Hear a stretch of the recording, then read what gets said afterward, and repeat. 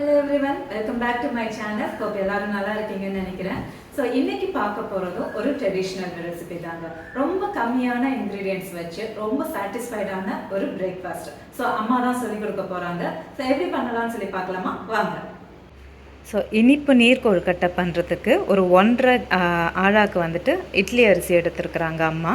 இதை வந்துட்டு கொஞ்சம் வறுத்துக்கணும்.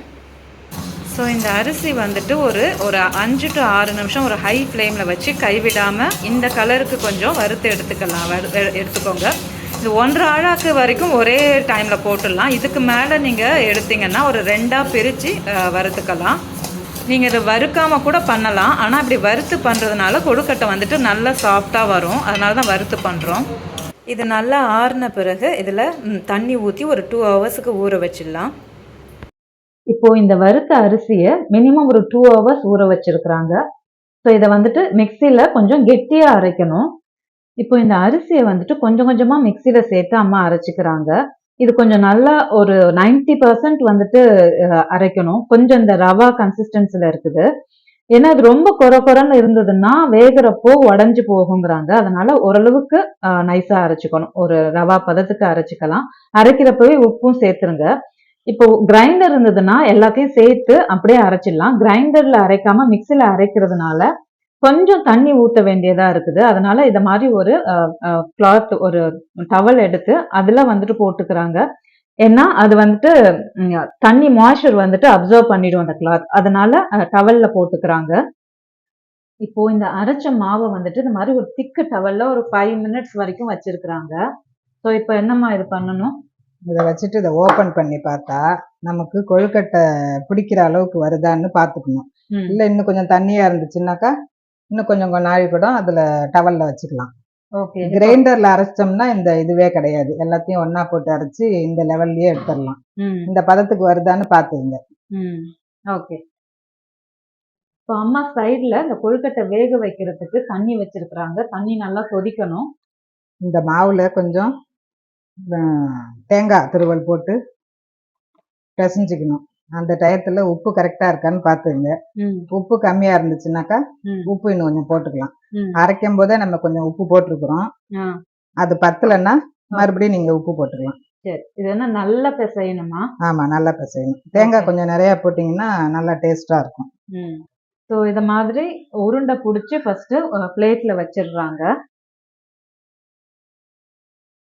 இப்போ இந்த கொழுக்கட்டை உள்ள வைக்கிறதுக்கு ஒரு ஸ்டஃபிங் பண்ணிருக்கிறாங்க அம்மா. அது வெல்லமும் தேங்காவும் சேர்த்து பண்ணிருக்கிறாங்க. உங்களுக்கு அச்சு வெல்லம் கிடைச்சதுன்னா அச்சு வெல்லம் எடுத்துக்கலாம். இல்லம்மா, அது வந்துட்டு கட்டி வெல்லம் வந்துட்டு உள்ள ஸ்டஃபிங் வைக்கிறதுக்கு நல்லா இருக்கும். ஸோ இப்போ என்னம்மா பண்றீங்க? இதை நல்லா கலந்துக்கிட்டு இந்த கொழுக்கட்டையை இந்த ஷேப்ல பண்ணிக்கணும். பண்ணிட்டு இதுக்குள்ள வச்சிடணும். வச்சுட்டு இதை மூடிடணும்.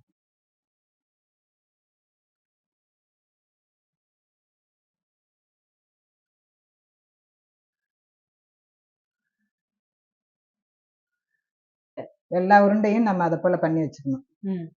இந்த தண்ணி நல்லா கொதிச்சிடுச்சு. இந்த அளவுக்கு கொதிச்ச பிறகு ஒண்ணு ஒண்ணா வந்துட்டு போடுறாங்க அம்மா. ஸோ நல்ல ஒரு அகலமான ஒரு பாத்திரம் எடுத்தா அது வேகிறதுக்கு ஹெல்ப்ஃபுல்லா இருக்கும். இல்லம்மா, ஒன்னோட ஒண்ணு ஒட்டாம வரும். இந்த கொழுக்கட்டை போட்டு ஒரு 3-4 மினிட்ஸ் ஆயிடுச்சு.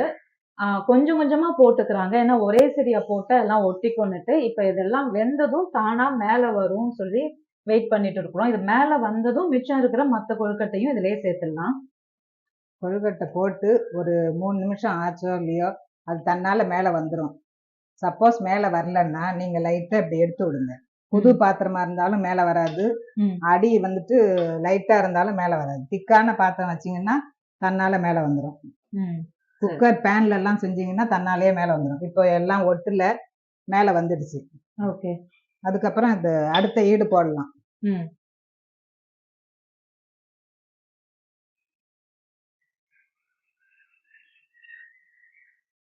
தண்ணி அளவு ஏதாச்சும் இருக்காமா? இந்த தண்ணி குடிக்கிறதுக்கு ரொம்ப டேஸ்டா இருக்கும். அதனால வந்துட்டு இந்த கொழுக்கட்டை முக்கிற அளவுக்கு தண்ணி இருந்தா போறோம். உங்களுக்கு அப்படி குடிக்கணும்னு தோணுச்சுன்னாக்கா கொஞ்சம் அதிகமா ஊத்திக்கலாம். ஓகே. உடம்புக்கும் நல்லது, குளிர்ச்சி. இப்போ இது 2வது ஈடு கொழுக்கட்டை போட்ட பிறகு ஒரு 15 to 18 மினிட்ஸ் வரைக்கும் வெந்துட்டு இருக்குது. ஸோ உங்களுக்கு தண்ணி கொஞ்சம் கம்மியானுச்சுன்னா சுடு தண்ணி பக்கத்துல வச்சுக்கிட்டு கொஞ்சம் ஆட் பண்ணிக்கலாம். ஸோ இது எப்படிமா வெந்துருச்சுன்னு பாக்குறது இப்போ? இது வெந்ததுமே அப்படியே எல்லாமே மேல வந்துரும், அடியில ஒட்டாம எல்லாம் மேல வந்துரும். அந்த பதம் வெந்துருச்சுன்னு அர்த்தம். ஓகே. அப்புறம் நீங்க அதை டச் பண்றப்பவும் அது நீங்க ஸ்பூன்ல இது பண்றப்போ கொஞ்சம் ஹார்டாவே உங்களுக்கு இருக்குது. ஸோ அப்படி இருந்ததுன்னா வெந்துருச்சுன்னா ஒரு 15 to 18 மினிட்ஸ் கண்டிப்பா வெந்துரும். ஸோ நல்லாவே வெந்துருச்சு. இது ஆஃப் பண்ணிடலாமாமா? ஆஃப் பண்ணிடுங்க. ஓகே. ஸோ இப்போ இந்த இனிப்பு நீர் கொழுக்கட்டை ரெடியா இருக்குது. எப்படி இருக்குன்னு சாப்பிட்டு சொல்லிடுறேன். சூப்பரா இருக்குங்க, நல்லா சாஃப்டா வந்திருக்கு. இந்த அரிசி வந்துட்டு வறுத்து போட்டதுனால நல்லா சாஃப்டா வந்திருக்குது. அது மாதிரி ட்ரெடிஷ்னல் ரெசிபிஸ் வந்துட்டு கொஞ்சம் கொஞ்சமா குறைஞ்சிட்டு வருது. அதுக்கு 2 ரீசன். ஒன்று என்னன்னா, என் பிள்ளைங்க சாப்பிட மாட்டேங்குது. பரவாயில்லைங்க, விடுங்க, நம்ம செஞ்சு சாப்பிடுவோம். ஸோ அவங்களுக்கும் நம்ம ட்ரை பண்ணுவோம்.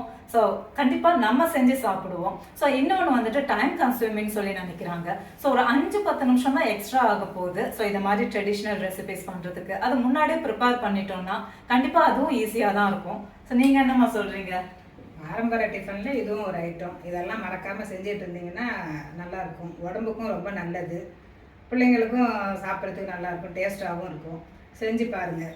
வீக்கெண்ட்ஸ்ல எங்க வீட்டில் நாங்கள் வீக்கெண்ட்ஸ்ல பண்ணுவோம். நீங்களும் வீக்கெண்ட்ஸ்ல பண்ணி பாருங்க, கண்டிப்பாக உங்களுக்கு பிடிக்கும். ஸோ இதே மாதிரி ஒரு இன்ட்ரெஸ்டிங்கான டிஷ்ஷோட நெக்ஸ்ட் வீக்கும் பார்ப்போம். Until then take care, by.